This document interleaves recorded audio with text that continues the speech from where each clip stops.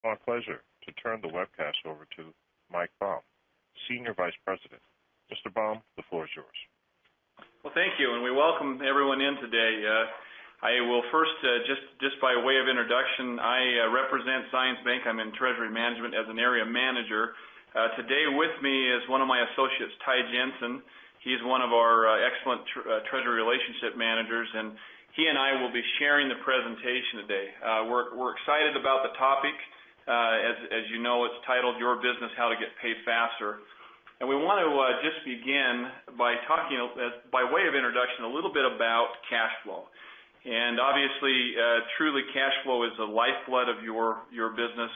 As you look at our diagram here, obviously, and a lot of this, and we'll just precursor, a lot of what we're saying today will be very familiar to many of you. We've tried to design our presentation today in such a way that it hits a baseline that's maybe more on the line of basic information, but our hope is that as with any knowledge, there may be some things that either you've employed in your company in the past but are not currently doing, or maybe there's a great chance you may have a different idea. And so as we explain cash flow, I mean, clearly you have the three components that we show here are cash inflow, which of course would include first and foremost any kind of payments that you're going to receive from your customers for your product or service. You may have loans that you're going to be receiving, or you may be in a situation from time to time that you're going to get infusion from investors. From an outflow point of view, of course, you have operating expenses such as raw materials, employees, rent, other operating expenses. And then, of course, as we illustrate here, your profits simply are what you can keep in the bucket, the difference between what's coming in and going out. We would obviously positive cash flow is the preferred result, and if you have high positive cash flow, that gives you an opportunity to make new investments, perhaps hire new employees, open new locations, develop new products, and so having a high cash flow is certainly what it's all about. So again, by way of introduction, there's four keys to better cash flow that we want to talk about. First is getting organized, and there's really two things that are going to drive positive cash flow most, and that's going to be organization and planning. If you're starting a new business, we would recommend you sit down, and for those if your business is up and running, that you've probably already done this, but if you're starting a new business, we'd recommend you sit down and that you develop a list of all the one-time startup expenses. That could include incorporation fees, legal fees, accounting fees, licenses, permits. If it's a retail location, then you're going to have costs to actually build out the retail location. If it's an office or a warehouse, you may have those costs as well. Could include also signage, initial inventory, supplies, fixtures, and that sort of thing. The next component in planning would be to look at your monthly expected cash sources.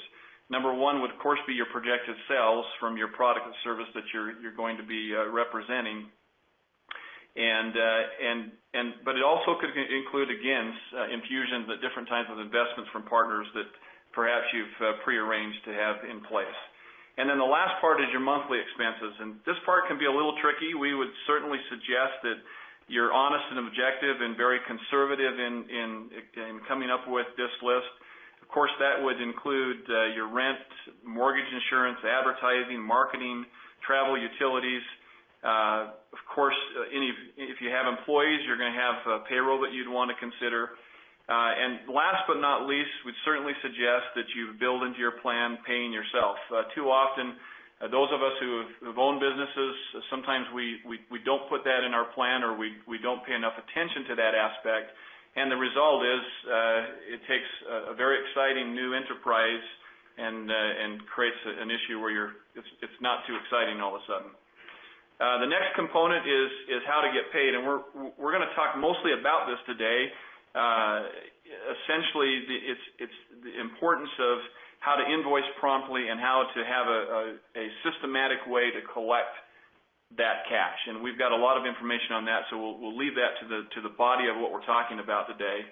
Number 3 is paying your bills in a smart way. And there's no two ways around it.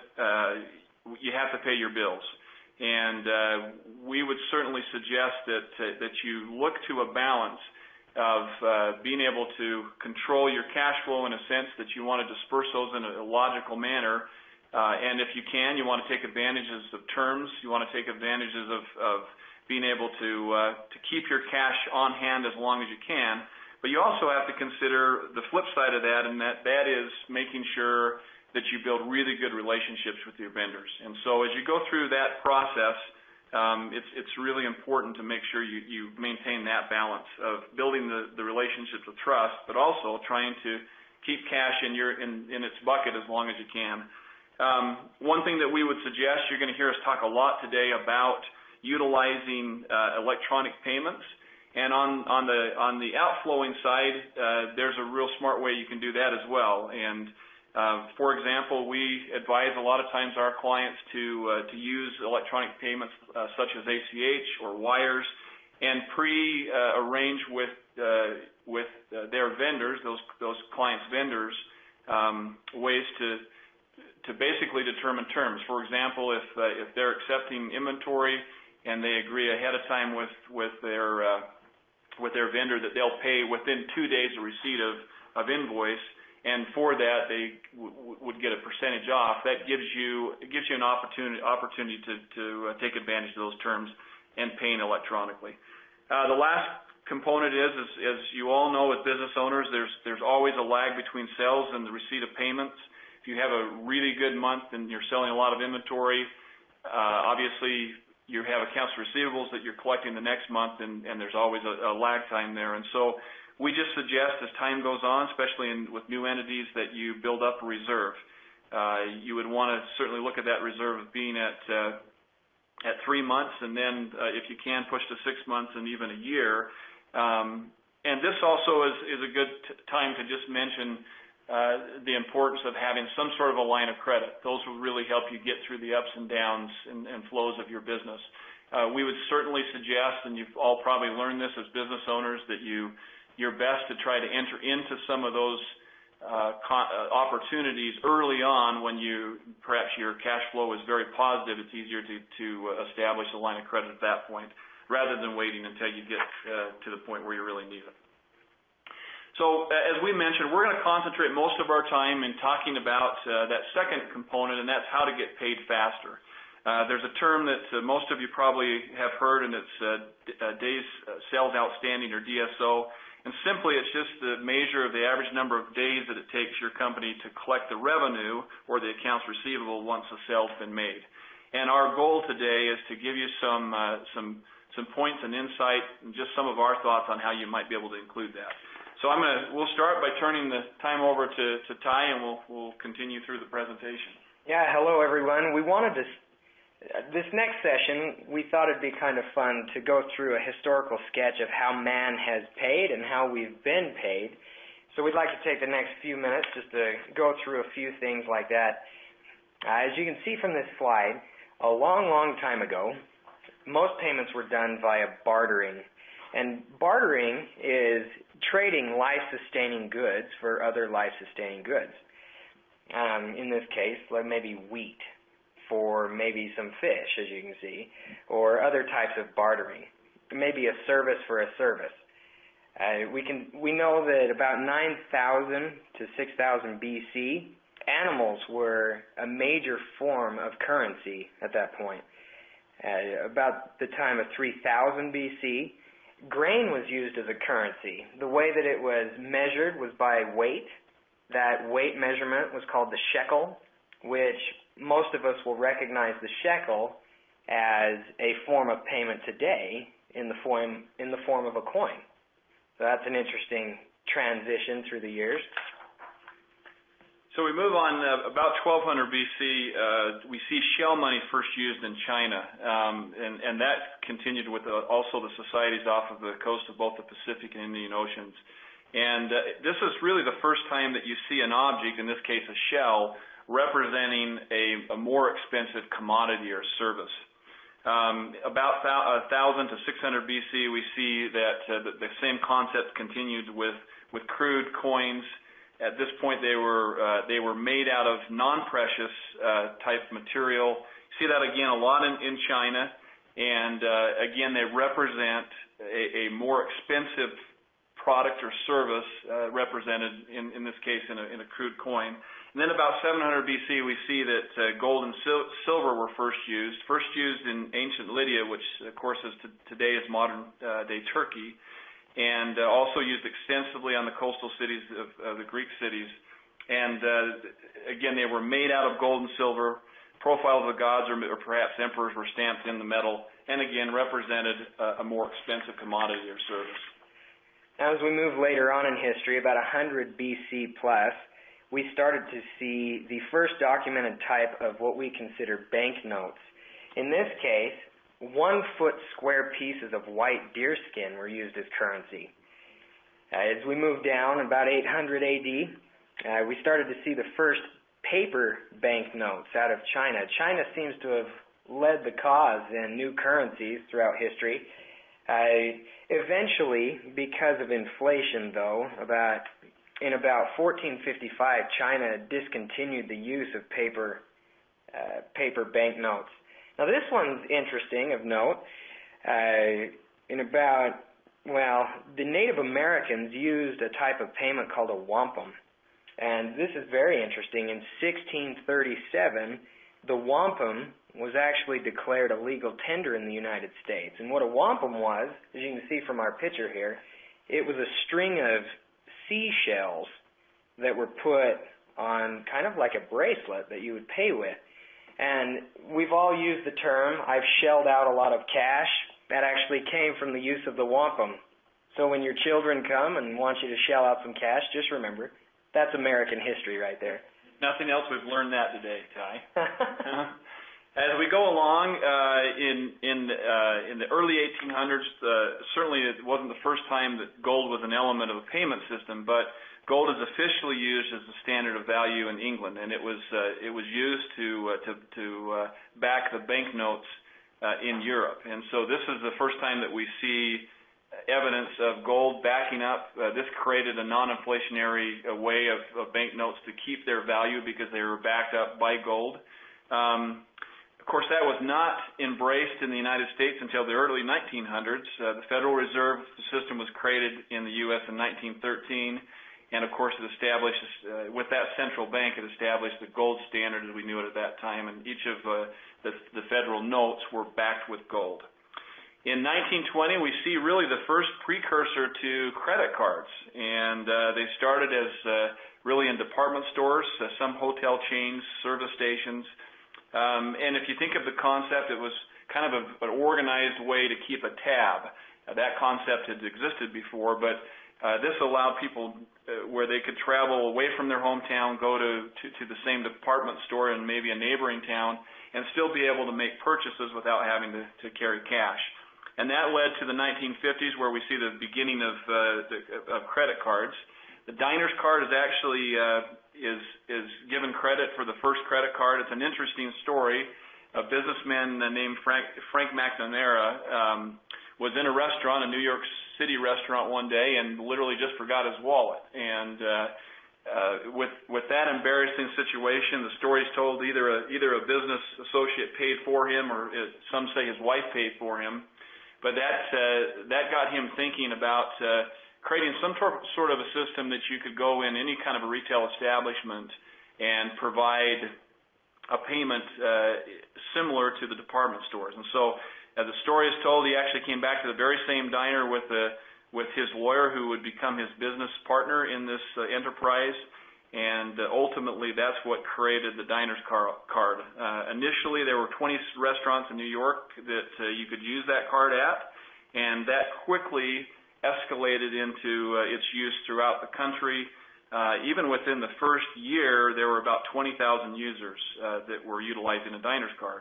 About 8 years after the diner's card was first introduced in New York, we see the first versions of American Express and Visa, and of course the rest of the story we all know as consumers as credit card use has just expanded dramatically since that time. Now, in 1971, the United States officially went off of the gold standard. We had just gone through paying for the Vietnam War and a few other social programs, and because of inflation, we moved away from the gold standard.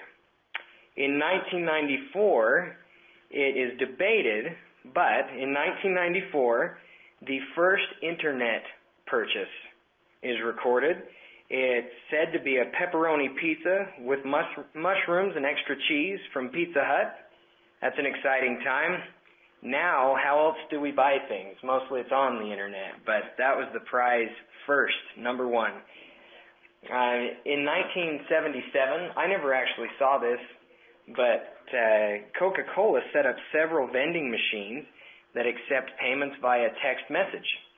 So it just shows how the movement of payments is evolving as we go through history. This year, it's expected that we'll hit almost $700 billion in online payments. That's an exciting change from where we started in the bartering process. And certainly where we see the movement in payments is on the mobile side. So this is more of a very, very simple review of ways that you get paid. We want to introduce this because eventually we're going to talk a little bit about some products and services that can help you, as we've said, increase how you get paid with these type of sources. So clearly you have cash. Cash is always accepted, and in addition to that, as businesses, you get paid by check, by credit card, electronic methodologies through ACH or wire. And we've listed an old concept we started with at the beginning of this presentation, and that is bartering. It's still a good idea. Obviously, I know there's probably many of you as business owners that will utilize bartering in the sense that it's a great way to get a retail product or service from another company or individual and provide in return something to them that you can do really at your cost. So where we'd like to go next with our training here today is we'd like to go over a set of 15 recommendations for getting paid faster. I'll start. Number one is set up contracts with your clients. A contract does several things. It illustrates a delivery time frame on your end for delivering the product, but it also illustrates the time frame at which they should pay you for those services. Contracts are always beneficial, especially if there's ever legal action that needs to be handled.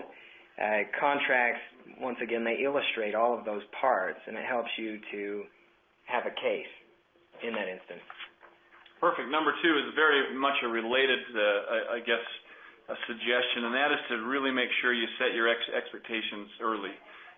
You don't want to allow any confusion, so the contract will help do that, but we also would suggest that you reiterate your policy on when things should be paid, not only in just your billing invoice, but also in your packing slip. And so you just don't want to have any question as to when your expectations are to be paid, and so you want to set those expectations early.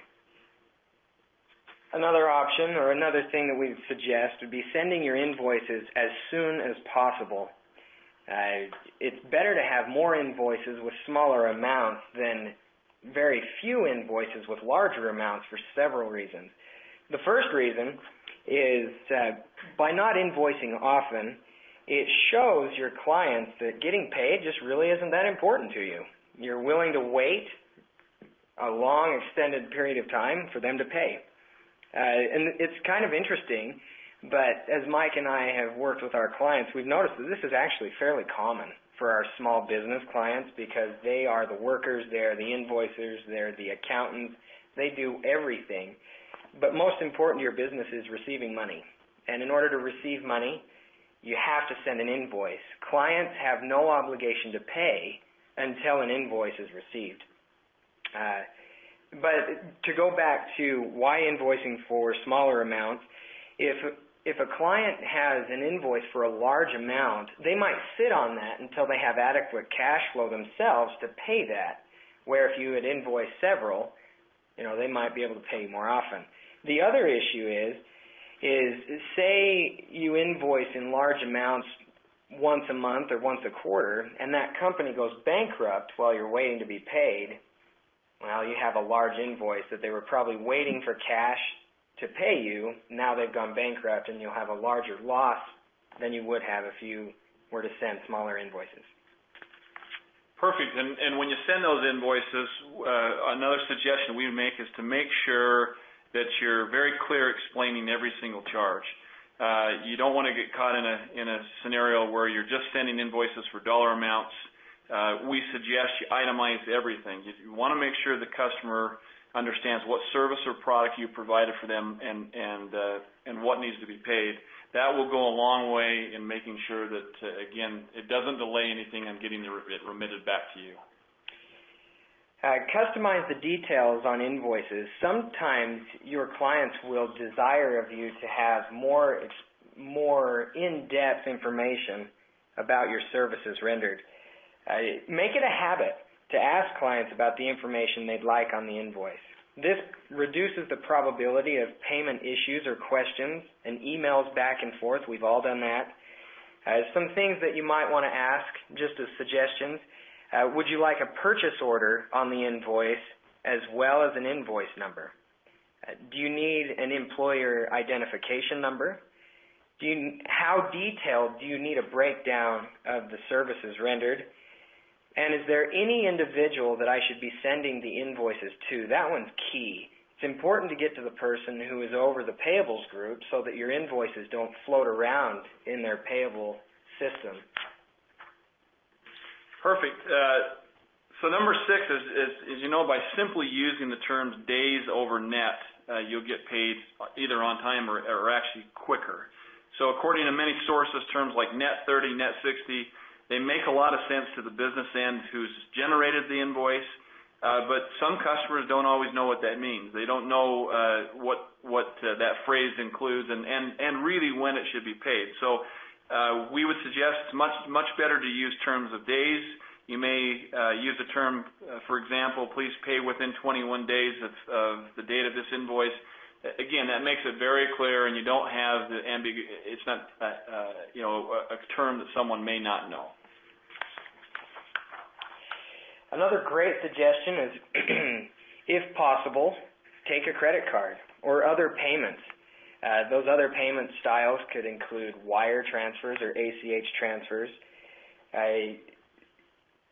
If you are willing to take a credit card, it does represent a little bit of a cost, but definitely you'll be able to receive your payments faster. Perfect. Number 8, Ty, good etiquette is always important, but when it comes to invoicing, minding your manners actually can increase the probability of getting paid faster. A number of studies have shown that just simply including phrases like please and thank you to an invoice can improve the invoice likelihood of getting it paid faster, and in some cases, studies have been done that it gets paid 5 to 10% quicker that way. So again, just simple terms like that will make a big difference. Number 9 is focus on relationship building. When we're in business, we generally focus on selling to clients. But one important thing when you're dealing business to business is build a relationship with those people in their accounts payable department. I've always thought of it this way, that if there are 2 invoices sitting on the table and one of them is getting paid today, they'll read the names and they'll recognize the one that they are familiarized with the most, or the one that is, like you said just previously, Mike, is the most courteous and says please and thank you. So try to build relationships with those that are paying you, not just the company owners. And this is a good one. As you think about it, Ty, we spend so much time on the front end between the cost of marketing and sales.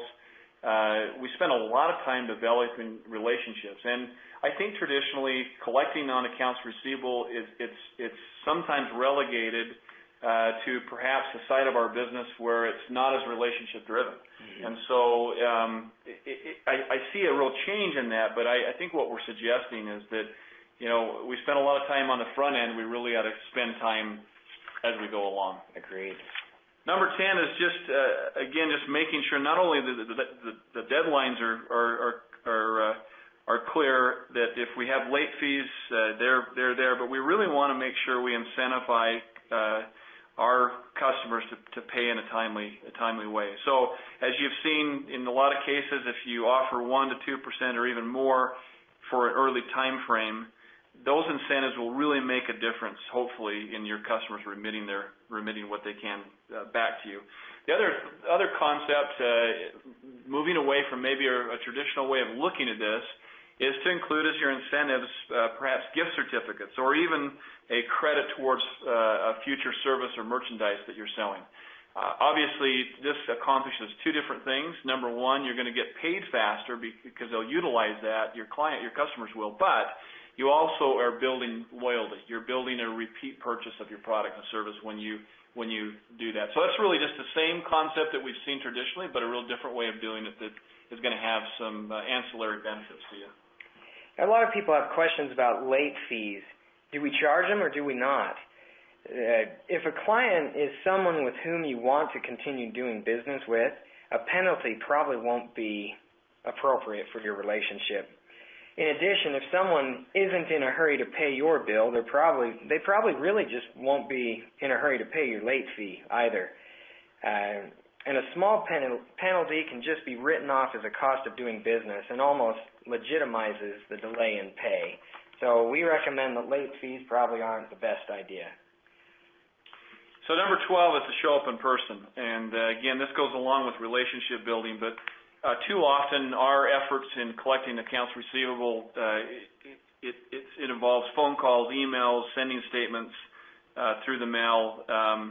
And we would just suggest that at times it is very appropriate to actually show up in person.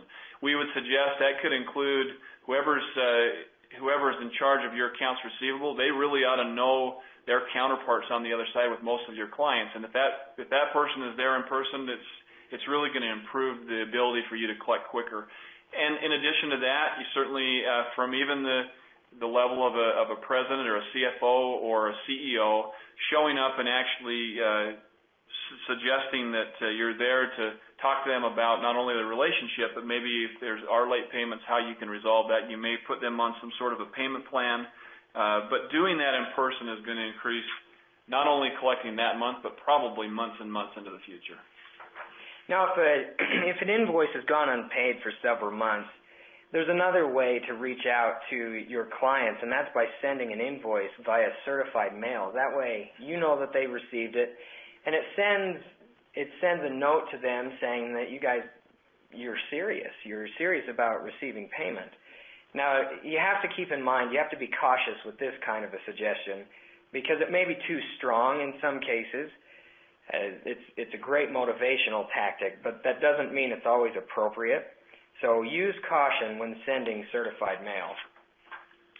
Number 14 is there are times where it's appropriate that you need to actually reevaluate the relationship. So if you're getting paid consistently from a client in a less than desirable time frame, if you've had opportunities to talk with the bookkeeper, the CEO, and done all of the different things we've talked about, and you're just not able to change the timing and the frequency when those invoices are being paid, you may have to come to the conclusion that you literally can't do business with that client any longer.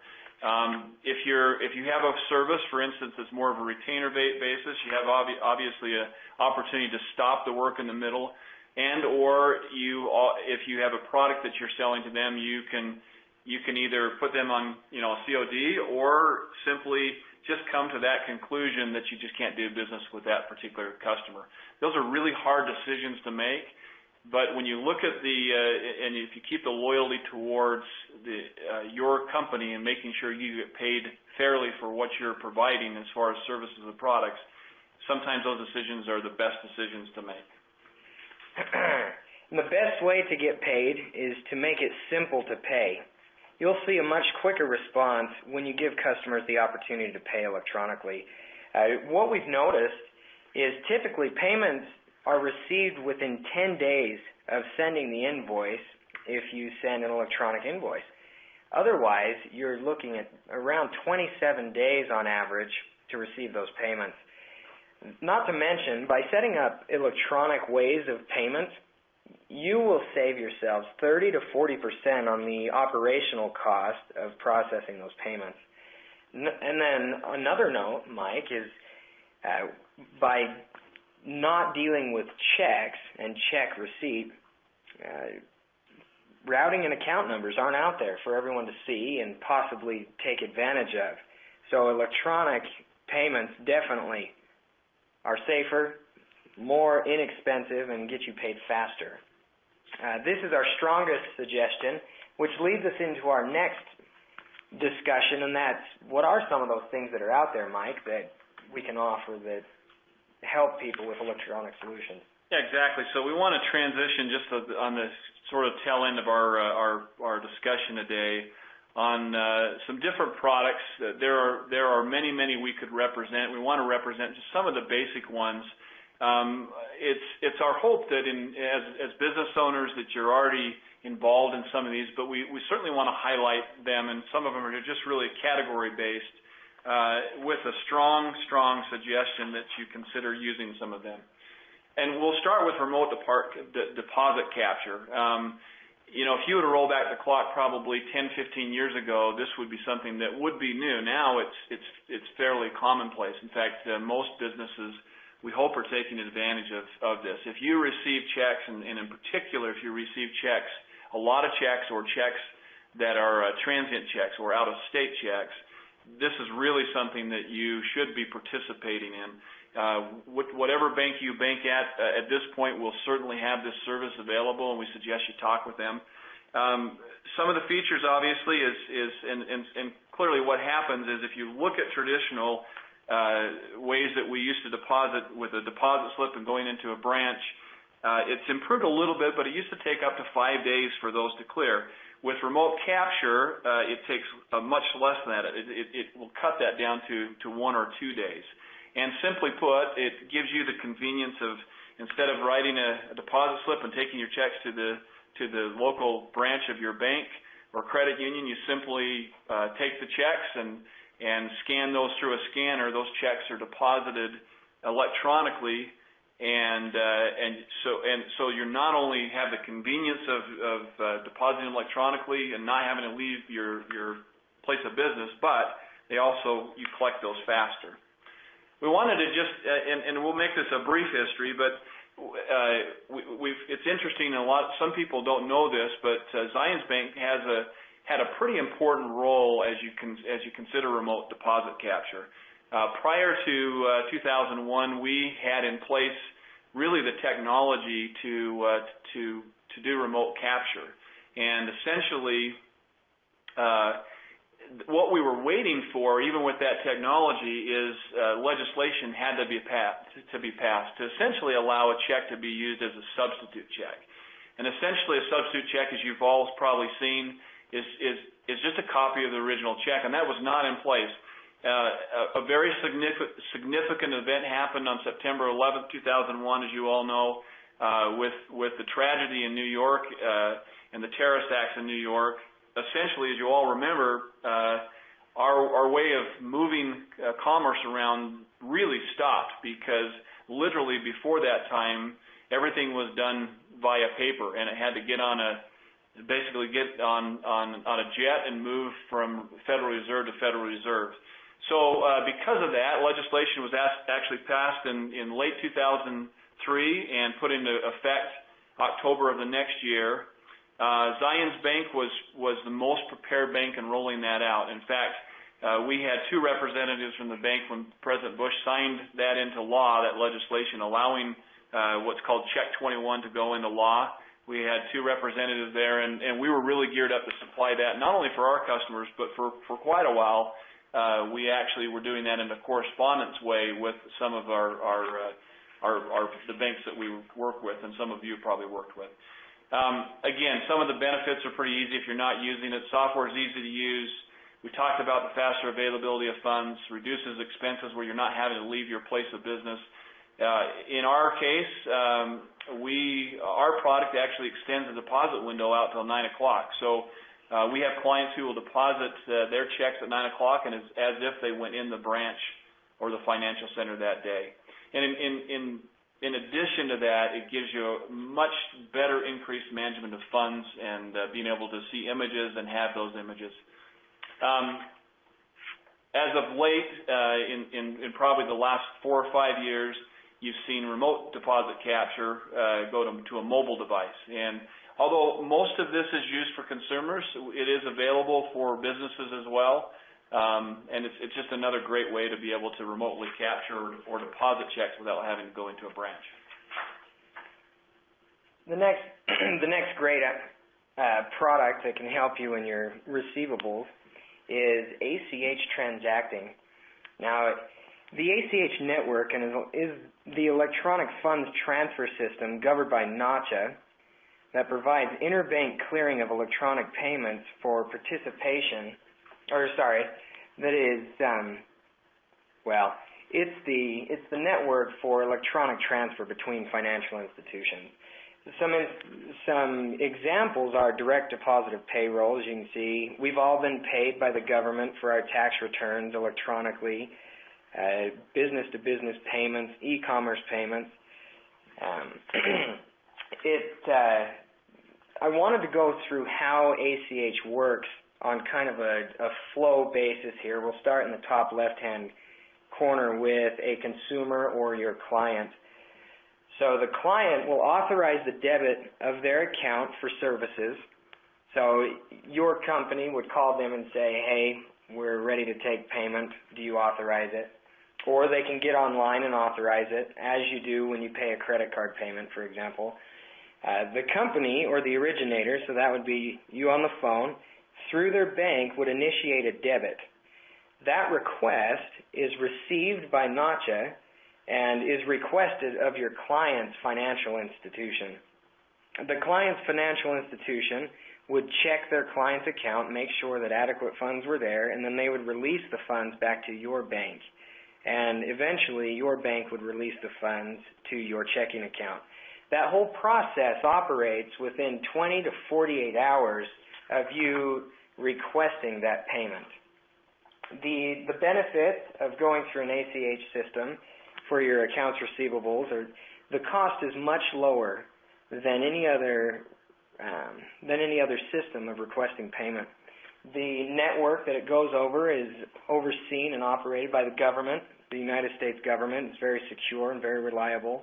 The availability is immediate. There's no float like you experience when you deposit a check. You can forecast cash a lot quicker because of that availability. Fraud is reduced because there's no liability for your company holding on to checks that have routing and account numbers housed, or there's no ability for your company to manipulate those or any type of that sort of fraud. It's paperless and it's very flexible. Those payments can come and go as you request them. The next way of requesting funds from your clients is what's called a reverse wire. This is common in the third-party payroll sphere of the world, where instead of requesting an ACH debit, which means they request it today, it pulls out tomorrow, they would request a reverse wire, or what's called a wire drawdown. And that is immediate funds that day. You would request it today, the funds would be in your account today. So that's a great way. That's more of an expensive way to do it. ACH is much cheaper, but it's very possible. Perfect. So we're going to talk a little bit quickly about integrated invoicing or accounts receivable systems. And this is an area that has been quite exciting because we've really seen a lot of different options. And this is probably one of the fastest growing areas when it comes to treasury management or cash management. An integrated invoice system is kind of an all-in-one solution. And again, there's so many different options here that we're going to talk a little bit in very general terms of some of the things that we would suggest if not looked into these type of systems, you start looking into. And we want to kind of give you just an idea of what they can do so that you can see if that applies to your business and would give you really maybe a blueprint of what you need to look for. So one of the great things of having an integrated system is, first of all, you're able to receive multiple types of payments. And so obviously you can receive credit cards, but you could also receive ACH or e-check. One of the things to keep in mind there, you're all probably aware that credit cards are great, and it's hard to operate as a business without accepting credit cards these days. But these type of systems will allow you to use more of an ACH environment, and by basically setting up an opportunity where you can pull funds directly out of the savings or checking accounts of your customers, you're really going to save a lot of money. You're going to save on that percentage that's normally associated with credit card processing. The other, and not all systems do this, but one or two of the products that we have available within the bank certainly do, and that is that you can actually use an invoicing system that emails out an invoice. And so, perhaps as an example, if you had someone who was maybe it's a small business that provides lawn care, and obviously if they're, when it comes time to invoice their clients, rather than having to wait for the mail and send something and wait for remittance, basically they can send an invoice, a very simple invoice. It goes through an email, comes to the customer. The customer then has the option to pay on that invoice immediately. Can pay either through ACH or credit cards, and essentially it's going to drastically decrease the time of that collection process and make it very simple. In addition to that, most integrated AR systems are going to have ways to do reoccurring billing. A good example of this might be if you perhaps own a gym and you have clients who are going to pay the same amount every single month. Essentially, they can go in and sign up for that, and it'll automatically pull those funds out every single month and move those through the system back to you. In addition to that, with a lot of the online commerce that goes on, most of these systems are going to have a way that you can either do a basic pay now through a web payment form, or can do a fully integrated shopping cart through some of these systems, which makes it so you can really enter into that e-commerce world, which clearly most companies need to be in these days. The other component that is almost always central to these type of programs is a really robust customer management area. For example, one of the products that we set our clients up with has the ability to, as a customer, as a client, you can go in and look and see who owes you on what invoices. Most of it's presented rather graphically, so it has bar graphs.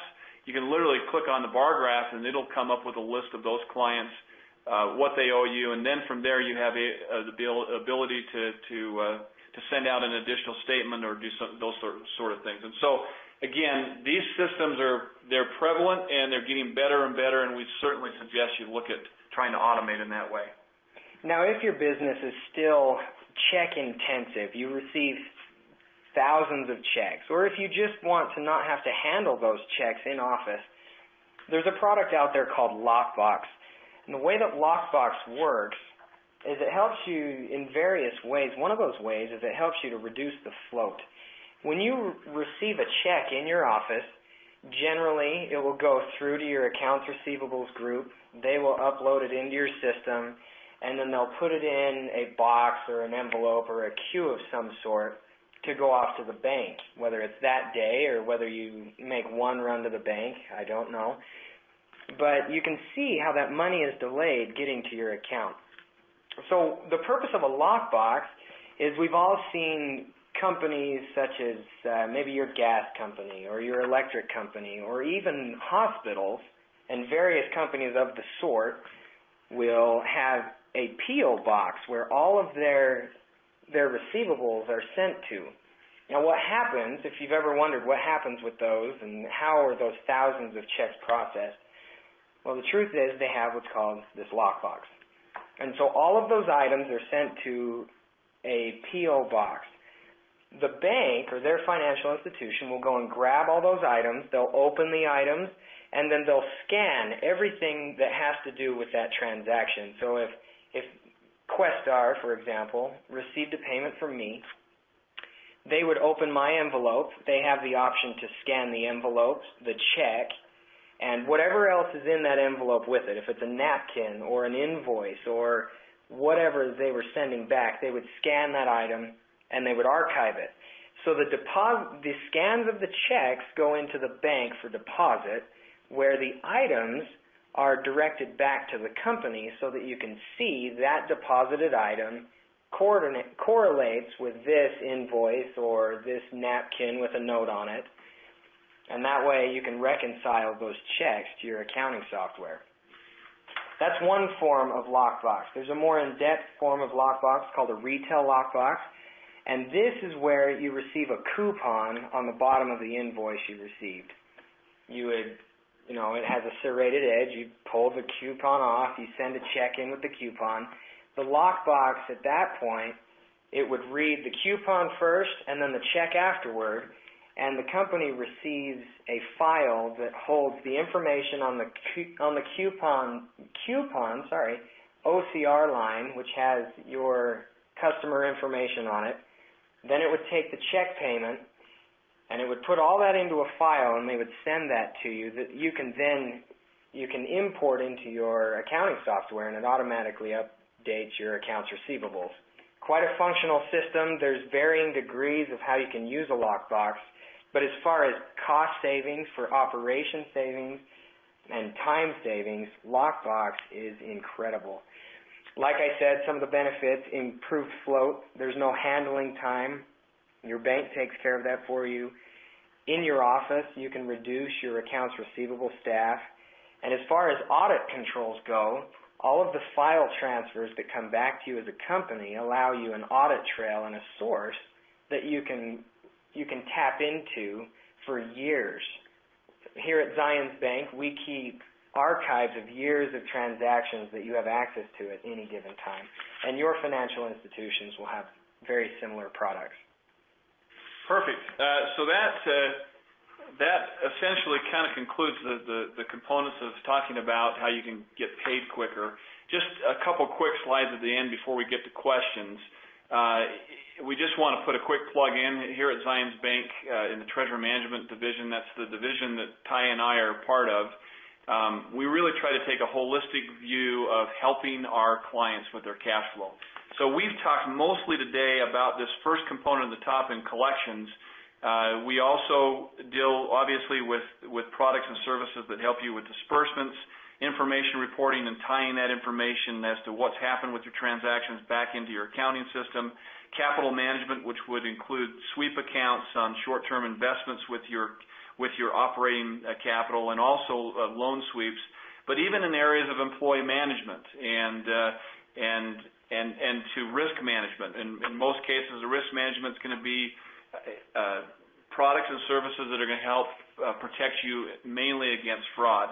We've kind of shown here, just to give you a flavor of some of the products that we do. It's probably hard to read each of these, but we really want to just illustrate that in those 6 main areas, we really have extensive product line and can help in a lot of ways.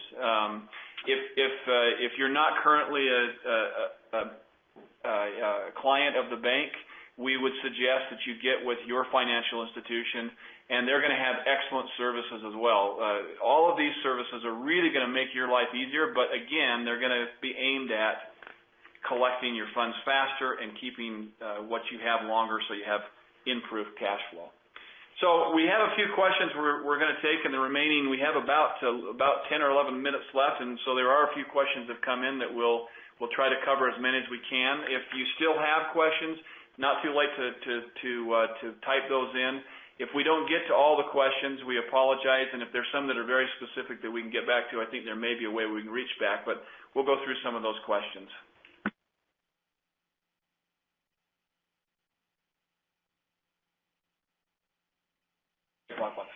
Okay, so our first question comes from Susie Watson. Susie, I hope it is Susie. She asks us, how expensive is remote capture, and how do we get the on-site equipment, and are there special requirements to have that in your office? So let's start at the first. How expensive is remote capture, or the ability to deposit checks in your office? It ranges depending on financial institution. Generally, Mike, wouldn't you say it's about $20 to $50, somewhere in there? Yep. And then there's generally a per check item fee that can be anywhere from 10 to 15 cents per check that you deposit. And then how do you get the on-site equipment? At Zions Bank, of course, Mike and I will direct all of our comments there. We send it directly to you So it arrives on your doorstep, and then we walk you through how to install that at your facility. If we can be there in person, we will, but if we can't be, we do it over a WebEx. Let's see. And then your next part of your question was, what special requirements? One thing that we require is that there's a safe place for scanning those checks. And we want to make sure that, one, the machine is safe, but two, that the checks that you deposit are safe. And the computer that they're being deposited on is a computer that it's in a safe area where people can't get to it, because those images of the checks hold routing and account numbers, and we want to make sure that those are safe so that there aren't any fraudulent issues there. Let's see, when is Zions Bank going to let us click on and view the check? So the next question is, it's related to, once you make a scan, how do you have immediate access to see those images? You do. You're able to look at those. You're able to save those in a secure folder. You're able to do whatever you need to with them. I'll take the next one. Okay, you take the next one. Okay. So the next question is asking just around the cost of lockbox. And this is a great question, because lockbox is certainly something that it's like a lot of other services. It's really something that volume is going to determine that. And so quite frankly, there's a lot of times that we'll meet with clients and we'll actually suggest that lockbox may not be for them. And it really is going to come down to the number of items that they're processing every month. With that said, we probably would excuse the opportunity more often than there's actually, it's probably much more affordable than some clients would think. And I'm going to give you some real probably industry standards here a little bit as far as cost. Typically with lockbox, there's going to be a monthly fee plus a per item fee. And it really depends on what you're doing with lockbox. For example, Ty talked about a coupon. A lot of times with a coupon, all the information is contained in the coupon, so there isn't a need for any other additional services. But there are in some cases where we have more of what we call an image or a wholesale lockbox. There's a need to capture even keystrokes. So in other words, there may be information written on a check that needs to be captured. And we literally, once that information is scanned, will have operators who will capture those keystrokes. Of course, now you start getting into more expensive options when you do that. But typically, the cost again, it varies depending on the usage, but the cost can be about $100 to $150 for the monthly fee. And then the per item charges, sometimes they can range in that range of anywhere on the low end of 20 cents up to 50 cents. And so you're going to see a lot of variety there. Again, it's really going to, when you consider a lot of cash management options, but certainly with lockbox, you're going to want to really look at what kind of costs that you're offsetting. If you consider what the cost is to take a check with someone on your staff to open that check, to process that check, to deposit that check, you start putting a value to all of that. It's been our experience, especially when there's some good volume involved, that it is a lot less expensive to have it done with lockbox, and you are absolutely for sure you're increasing your collection side of that because it's getting deposited quickly. So I think we had another question. We did. So the question has come up, does Zions have a way to accept Apple Pay, or do we plan to? Yes, we do. Zions has capable terminals that allow Apple Pay to be a form of payment. So you can get in contact with us or your Treasury officer or any one of the officers at the bank, and they can direct you to Treasury Management, where we can help you get set up to take Apple payments. Perfect. We had a really good question here as well that is just asking, how do you deal with customers that set their own payment terms? And that certainly happens. I mean, depending on the industry that you work within and the industries that are your clients, sometimes you'll have clients who will set their own payment terms and either up front or just over habit, unfortunately, as time goes on. And again, we would suggest, and as you go back through those 15 suggestions, we really feel strongly that it starts up front. It starts with entering into a contract. Sometimes clients, or rather businesses, are so concerned about developing relationships and they're trying to land sales that they're willing to give concessions, and certainly that is going to be part of what's going to happen. You're going to have to give concessions to land some clients, but sometimes I think there's almost a fear of entering into a contract, and I really believe that when you do that, you're able to at least come to terms on your side. So with that said, we would also, suggest that once you do that, it may mean that you aren't able to do business with some of your customers. And in some cases, I know there's some, you take some of the big box stores, for example. If you've done any business with some of the big retail box terms, they really dictate the terms. So we know this exists.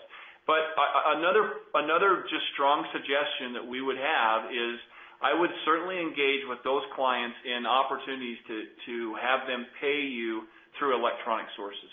We can't emphasize enough that if that will help more than anything. So even if you have clients that are going to dictate the terms, we believe you can dictate back to them ways that you want to get paid, and if it's electronic, it's really going to help. So that would be our suggestion there. Another question came up about remote deposit capture.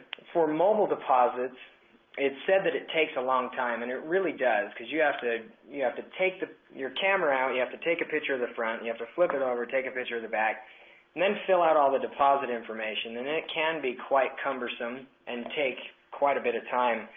So with the remote deposit capture machine that is housed at well, first of all, the machine isn't that large. Just to illustrate for everyone, if you haven't seen one before, they're about 3 inches wide, 6 inches high, and maybe 8 inches deep.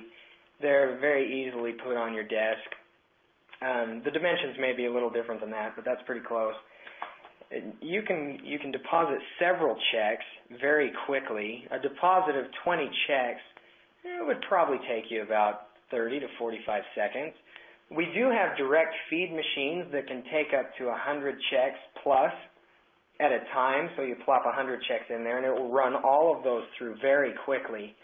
So it depends on which type of machine, but even the basic machine speeds up the deposit process much faster than the mobile deposit application would. Perfect. I think as I look through the questions, that's probably what we have time for today. We just wanted to express our appreciation for your attendance. We hope that some of what we've provided provides at least some benefit to you. Again, I would just reiterate again that a lot of what we've probably presented today it's not brand new, but we would suggest that you consider, if it's something you've talked about or maybe at one point in time had as part of your procedures, that you look and say, are we doing that? Are there ways to improve? We would emphasize to you that when you look at the various ways to really maintain your cash flow, one of the biggest ways is to collect your funds faster. So we hope that what we've had to say has helped in that respect. So with that, we wish everybody a good day. Thank you for being here, and we wish you a good day. Thanks to all participants for joining us today. An archive of this presentation will be available 72 hours after this broadcast. This concludes our webcast. You may now disconnect. Have a good day.